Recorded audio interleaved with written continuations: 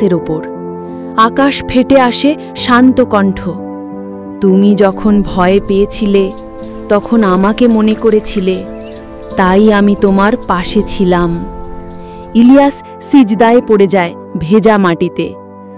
হাসবিয়াল্লাহু লা ইলাহা ইল্লাহু, তুমি আছো বলেই আমি আছি, হে আল্লাহ।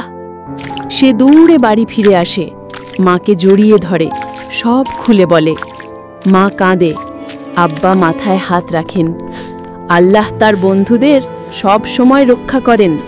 তুমি তাকে ডেকেছিলে, তাই সে তোমার পাশে ছিলেন। রাতে ঘুমানোর আগে ইলিয়াস পড়ে আয়াতুল কুরসি।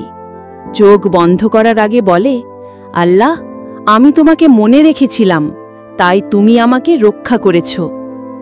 গল্পের শিক্ষা: যে আল্লাহকে ভয় করে তাকে কেউ ভয় দেখাতে পারে না। আল্লাহ যার রক্ষক, তার ক্ষতি কেউ করতে পারে না। নতুন নতুন ইসলামিক ভিডিও পেতে আমাদের